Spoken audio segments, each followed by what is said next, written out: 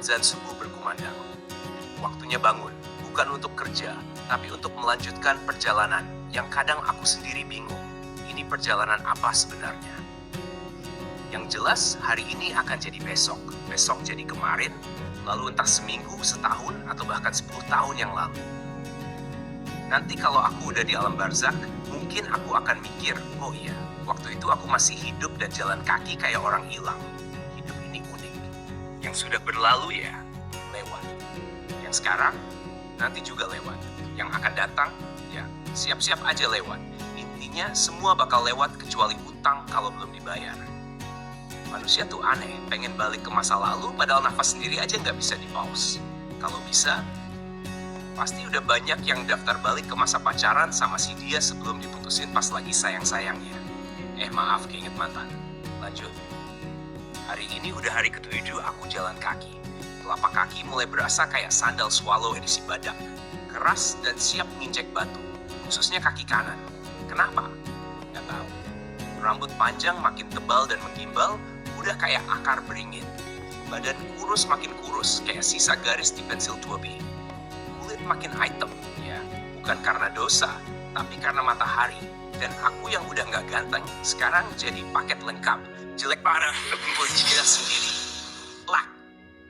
Aku pemuda 22 tahun, 2 bulan lagi nambah umur. Ya walaupun nggak nambah berat badan. Tinggi 156 cm, berat sekitar 450 kg. Kurus? Jelas.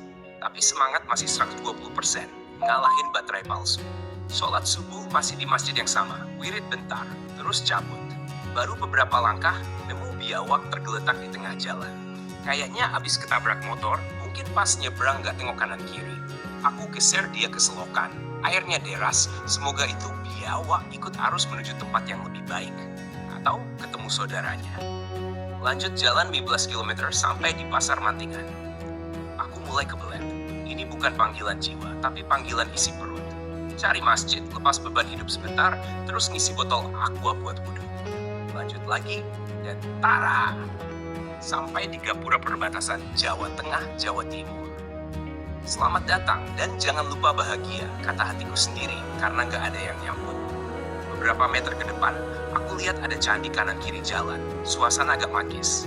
Tiba-tiba, Mas, ada yang manggil dari seberang jalan, nawarin botol aqua. Aku pikir ini orang dermawan atau penjual minuman yang kekurangan pelanggan. Aku nyebrang. Dia ajak aku duduk. Duduk dulu mas, ngobrol. Oke, duduk. Siapa tahu dapat nasi bungkus. Dia malah bilang, mas saya mau minta warisan. Lah, aku bengong. Warisan apa ya pak? Dalam hati mikir. Ini orang gila kok malah minta warisan ke orang kere jalan kaki begini? Jangan-jangan dia kehausan tapi gaya. Dia jawab dengan wajah serius, warisan yang mas dapat selama mas jalan. Aku makin heran. Ini orang bisa baca niat atau cuma nebak-nebak, tapi dia tahu aku lagi laku. Cuma, dia kira aku lagi nyari pusaka, batu mustika, atau kunci istana jin. Padahal yang aku cari cuma warung Indomie dan tempat buat rebahan. Yang ku dapat selama jalan ini ya ini mas. Aku mulai tausiah gaya anak jalanan. Setidaknya sebuah iman dan tawakal sama Allah. Siapa yang berserah diri pada Allah, Allah yang nanggung semuanya. Saya berangkat tanpa bekal, tanpa minta-minta. Dikasih uang juga harus disedekahkan. Nyatanya masih hidup mas, belum jadi fosil. Dan saya belajar satu hal. Kalau kita husnudzon sama Allah, hasilnya nggak akan mengecewakan. Allah itu nggak pelit. Aku ngomong sambil nyengir, biar gak dikira habis ikut pelatihan Ustadz dadakan. Mas Roy, kayaknya namanya itu, atau bukan? Aku juga lupa. Manggut-manggut serius.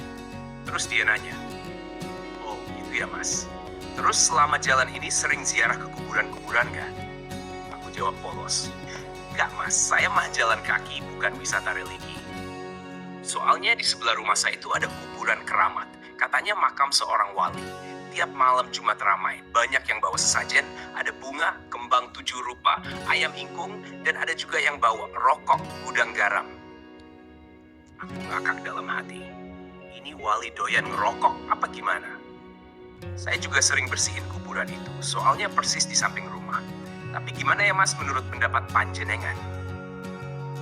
Aku jawab pelan tapi mantap. Wah, gimana ya? Sebenarnya para wali dan kiai itu malah maunya ditempatkan di tempat yang sepi, biar khusyuk kalau ada yang mendoakan. Tapi kebanyakan peziarah malah sibuk minta rezeki, jodoh, jabatan. Padahal yang dituju udah wafat, bukan biro jodoh atau dinas keuangan.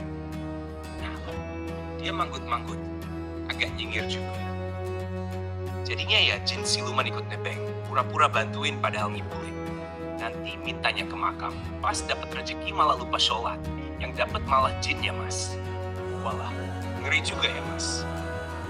Iya, tapi bagus Mas udah ngerawat makam itu. Tapi niatnya dilurusin, jangan ikut-ikutan naruh sesajen. Ntar ayamnya malah dimakan kucing. Akhirnya dia pamit. Ya udah Mas, makasih atas waktunya. Kapan-kapan mampir ya ke rumah saya di kampung sebelah. Tanya aja Roy, semua orang kampung kenal saya. Itu loh, guru saya di belakang candi tuh. Aku nengok ke arah yang dia tunjuk. Beneran ada seseorang duduk bersila, wajahnya tenang, bajunya putih-putih. Entah siapa, tapi auranya kayak guru spiritual, bukan dukun.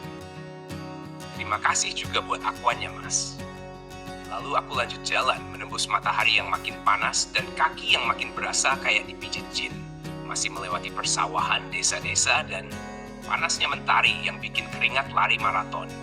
Sampai sekitar zuhur, aku nemu kayu yang enak digenggam. Akhirnya, upgrade alat. Dari kaki doang jadi kaki plus tongkat.